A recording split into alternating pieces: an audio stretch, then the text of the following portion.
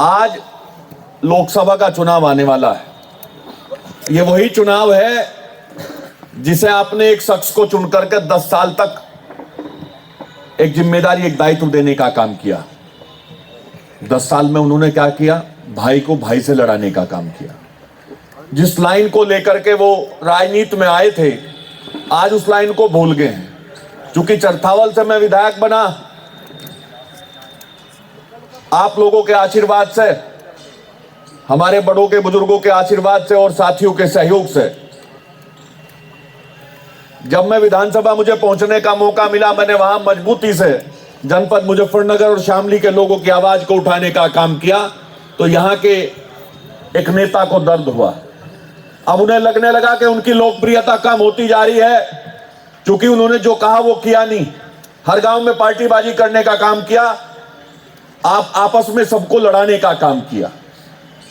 विकास की राह पे नहीं चले, वो तो इस क्षेत्र को विनाश की राह पे ले जाकर रखने का प्रयास उन्होंने बार बार किया, क्योंकि उनमें अहंकार इतना है। आपके याद होगा, जब विधानसभा के चुनाव हुए, इस जनपद मुजफ्फरनगर ने एक संदेश दिया भारतीय जनता पार्टी के खिलाफ। यहां के किसान ने, नौजवान ने, महिलाओं ने, पुरुषों ने, हमारे बच्चों ने निर्णय लिया 6 में से 5 सीट गठबंधन के लोगों को जिता करके भेजी। एक उपचुनाव में और 4 पहले भारतीय जनता पार्टी के विरोध में यह हुआ था। और आपके याद है कि उसके बाद जब यहां मीटिंग हुई तो किस तरह से उन्होंने कहा था कि विधायक को पटवारी बना करके रख दूंगा। याद है? याद है क्या? हम ऐसे विधायक नहीं है कि पटवारी कोई हमें बना देगा। और जहां आपका आशीर्वाद, जहां आपका सहयोग, जहां आपका साथ मिला, वो भी ऐसे विधायक नहीं कि उन्हें कोई पटवारी बना करके रख दे। आज भले ही राजनीतिक मजबूरियां कुछ और हो, वो उनके साथ हो, पर हम उनका भी सम्मान करते हैं। ऐसे अहंकारी व्यक्ति को आज हटाने का मौका है। आपको नेता ऐसा चाहिए जिसके लिए आपका सम्मान उसका सम्मान हो, जो आपके हितों की रक्षा करने के लिए लड़ सकता हो, जो संवैधानिक रूप से परिपक्व हो, जानता हो सारी बातों को, सदन में कैसे बोलना है, कैसे आवाज उठानी है, जानता। आदरणीय मलिक साहब मेरे पिताजी हैं, वो यहां बैठे हैं। पार्टी ने उन्हें मौका दिया है आज चुनाव लड़ने के लिए। और मेरे याद है, मैं तो उस समय बहुत छोटा था, बुढ़ाना की जनता जब खतौली विधानसभा ये हुआ करती थी, पहली बार सदन में भेजने का काम भी खतौली विधानसभा के लोगों ने, आप लोगों ने मेरे पिताजी को सदन में भेजने का काम किया था। हम लोगों ने सम्मान किया और सम्मान ही हम करते रहेंगे और काम करते रहेंगे।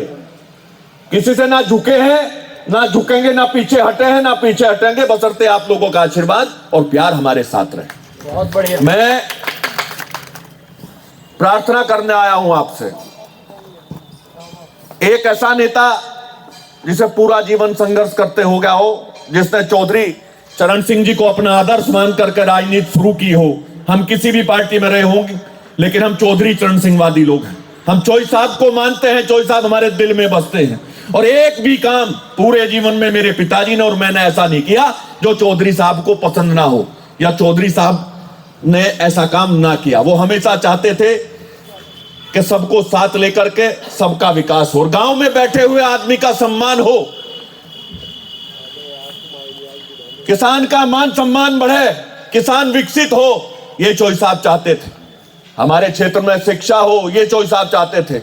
मेरे याद है, बुढ़ाना में उस समय खतौली जब हुआ करती थी, सिंपल साधारण विधायक थे, इन्होंने अस्पतालों के निर्माण कराए, सड़कों के निर्माण कराए। 5 साल इन्हें मौका मिला यहाँ की जनता की सेवा करने का, खिदमत करने का, पूरा इन्होंने काम किया।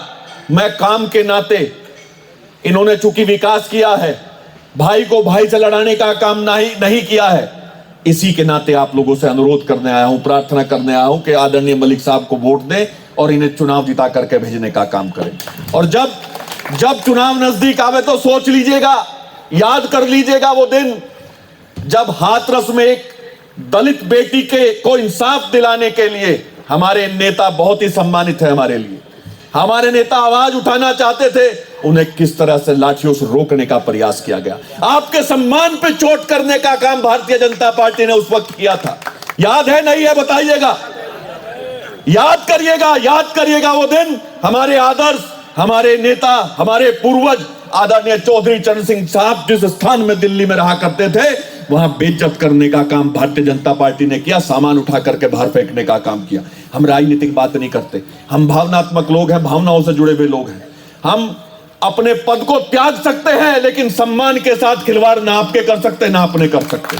मैं अगर गलत कह रहा हूं तो मेरी बात यही रोक दीजिएगा, पर इन सारी बातों को सोच करके निर्णय आपको लेना है। याद रखना है कि किस तरह से हमारी बेटियों को, महिलाओं को परेशान किया गया, हम भूल नहीं सकते वो सारी बातें। किस तरह से किसानों को रोका गया, किसानों को आतंकवादी कहा गया, 750 किसान शहीद हुए। ऐसा एक गांव नहीं जिसमें उस धरने में सहयोग ना किया गया है। कोई गांव ऐसा बुढ़ाना क्षेत्र में? सब लोगों ने धरने में सहयोग किया था, नहीं किया था जब किसान बॉर्डर पे बैठे थे? अपने बच्चों को समझा करके एक एक महीना, 2-2 महीने, 4-4 महीने, 6-6 महीने लोग वहां बैठे हैं। अपने घर को घर के हाल पे छोड़ करके वहां बैठे हैं। आज कैसे हम लोग ऐसे लोगों की मदद कर देंगे जिन भाजपा के लोगों ने, भारतीय जनता पार्टी के लोगों ने किसानों के साथ जाति करने का काम किया हो। लखीमपुर खीरी में किसानों के ऊपर जो अपनी आवाज उठाने का काम कर रहे थे, गाड़ी से चढ़ा दी, कुचल दिए गए किसान। और बेशर्मी देखिएगा, किसान, इस देश का किसान रो रहा था, दुखी था, परेशान था। उनके परिवार के लोग मातम मना रहे थे जब उनके अधिकारों का हनन किया जा रहा था, और भारतीय जनता पार्टी के लोग हत्यारों को बचाने का काम कर रहे थे। आज कैसे हम लोग अपना मन परिवर्तित करें? हम अगर मेरे पिताजी को लंबा समय राजनीति में हो गया, हम लोगों को भी मौके मिले होंगे कि हम सत्ता में चले जाएं, लेकिन हमने उन लोगों का ध्यान रखा। चौधरी चरण सिंह साहब की तस्वीर, महात्मा टिकैत साहब की तस्वीर अपने मन में रखी, और हमने कभी सरकार के किसी भी दिए हुए लालच में ना फंस करके अपने रास्ते पे चलने का काम किया। हमने हमेशा हिंदू और मुसलमान को साथ लेकर के चलने का काम किया। और ये आवाज जो आज आप लोगों के आशीर्वाद के कारण मजबूती से आपके बीच में मैं बोल रहा हूं, सदन में भी हम किससे झुकते नहीं। मैं ऐसी पार्टी में भी रहा हूं जहां 10 एमएलए थे, 15 एमएलए थे, और आज ऐसी में भी हूं जहां 111 एमएलए। मजबूती के साथ हम लोग आपकी आवाज को सदन में उठाने का काम करते हैं। अब तय आपको करना है, तय आपको करना है कि आपको यह आवाज आदरणीय मलिक साहब ने जो पूरे जीवन में कमाया है, जो किया है, उसे जिंदा रखना है, या अहंकार को फिर दोबारा जिताने का काम करना है, या आपको तय करना है।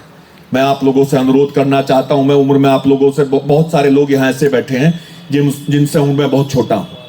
हम लोग सिर्फ विकास चाहते हैं, किसान का उत्थान चाहते हैं, महिलाओं को सम्मान देना चाहते हैं, हमेशा रोजगार की बात करते हैं। मेरे पिता श्री हरेंद्र मलिक जी ने पूरे जीवन में सरकार में ना रहते हुए हिंदू मुसलमान का, सबका सम्मान करते हैं, सभी के बच्चों को रोजगार देने का काम इन्होंने किया है। मैं वादा करता हूं आप लोगों से, अगर मेरे पिता से और मेरे से ज्यादा अगर रोजगार आदरणीय संजीव बालियान जी ने दिया हो तो आप हमें वोट मत देना। यहां शुगर मिल लगे थे, हम लोगों ने वहां ठेकेदारी और मैली की ठेकेदारी करने का काम नहीं किया। हमने अपने आप बढ़े हो ना बढ़े हो, पर यहाँ के बच्चों को, नौजवान को, सबको बढ़ाने का काम हमने किया। खिलाड़ियों का कोई मामला रहा हो तो उनके साथ खड़े रहे। अभी नौजवानों के रोजगार की बात आई थी, आपके याद होगा कि किस तरह से इस सरकार में परीक्षाएं लीक हो रही हैं। परीक्षाएं लीक हुई, बच्चे मुझे मिले, उन्होंने कहा कि भाई साहब, हम लोगों ने 6-6 महीने तैयारी की, साल भर तैयारी की, और जब परीक्षा का वक्त आया तो परीक्षा लीक हो गई। क्वेश्चन पेपर लीक हो गया, लोगों ने आंसर करके, मोबाइलों में क्वेश्चन पेपर था, लोग दुखी हुए। और दुख की बात, सबसे बड़े दुख की बात यह है कि जब वो मेरे पास आए, उन्होंने कहा साहब, हम लोग सांसद जी के पास गए थे, हम लोग सभी विधायकों के पास गए, किसी एक भी नेता ने उनके पक्ष में एक चिट्ठी नहीं लिखी। हमारे पास कोई जनता का आदमी आता है तो हमें एहसास रहता है कि जो लेटर पैड है वो इस जनता की वजह से मिला। हम पूरा का पूरा लेटर पैड आप लोगों के हाथ में थमाने का काम कर देते हैं, जो चाहे लिखो। और मैंने मजबूती के साथ उन नौजवानों के रोजगार के लिए आवाज उठाने का काम किया। उन्होंने कहा भाई साहब ट्वीट करो, मैंने मुख्यमंत्री जी को पत्र लिखा, क्योंकि मैं जानता हूं मैं संवैधानिक पद पे हूं, लोकतांत्रिक तरीके से चुना हुआ हूं, मैं जानता हूं कि मैं पत्र लिखूंगा तो मुख्यमंत्री जी के यहां पढ़ा जाएगा।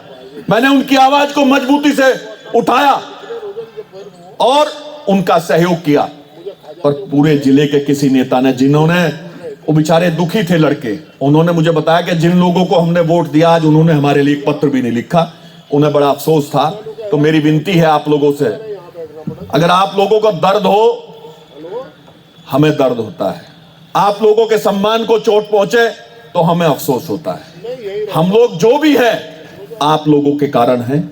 आप लोग अगर जिंदा रखने चाहते हो हरेंद्र मलिक जी की इस आवाज को, इस क्षेत्र के किसान के नौजवान की आवाज को, महिलाओं के सम्मान के लिए अगर एक नेता आप चाहते हैं तो आदरणीय हरेंद्र मलिक जी को वोट दीजिए और चुनाव जिता दीजिएगा। मैं हाथ जोड़ करके विनती करता हूं, मेरे पिता ने जो क्षेत्र के सेवा की, जनता के सेवा की, सेवा भाव से जो मुझे क्षेत्र में उतारा था, जो आदेश इन्होंने दिया था, हमारे बुजुर्गों ने जो आदेश दिया था, हम लोग कभी सच्चाई और अच्छाई की राह को छोड़ने का काम नहीं करेंगे। आपके बीच में रहे हैं, आपके बीच में रह करके काम करेंगे। बार बार विनती है, ये आपके हाथ में है कि आपको मलिक साहब को जिंदा रखना है, चौधरी चरण सिंह जी की आवाज को जिंदा रखने का काम करना है, चौधरी चरण सिंह वादी लोगों को जिंदा रखने का काम करना है या मारने का काम करना है, ये आपको तय करना है। हम लोगों ने कभी किसी को अहंकार नहीं दिखाया। मेरे जितने बड़े हैं, बुजुर्ग हैं, मैं हमेशा जब से पैदा हुआ हूं तब से हरेंद्र मलिक जी का बेटा हूं। आपने देखा इनका राजनीतिक दौर क्या रहा है, सारी बातें आप जानते हैं। इन्होंने मुझे संस्कार दिए कि अपने बड़ों का सम्मान करो, और सच्चाई में बताऊं आपको तो हमें तो हिंदू और मुसलमान के नामों का फर्क भी नहीं पता था। चाचा ताऊ के रिश्तों से हम लोग जानते थे। हमारे घर में जब मैं छोटा था तब से चेयरमैन साहब और सब आते हैं, प्रधान जी और सब आते हैं। हम लोगों ने कभी हिंदू और मुसलमान की, बड़े की, छोटों की कभी कोई फर्क नहीं किया।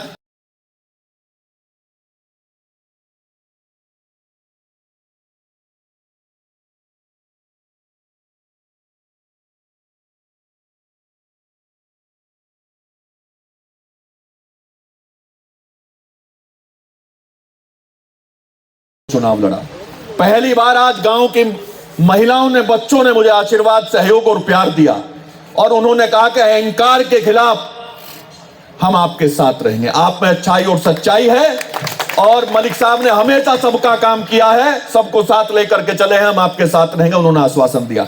चुनाव बहुत अच्छा है। आज बुढ़ाना विधानसभा के सभी सम्मानित बुजुर्गों को, साथियों को जो यहाँ उपस्थित है, मैं धन्यवाद देना चाहता हूं। बहुत कम समय में आपको सूचना दी गई और आप लोग इतनी बड़ी संख्या में यहां पहुंचे हैं, लगभग सभी गांव से लोग यहां आए हैं, मैं इसके लिए आभार व्यक्त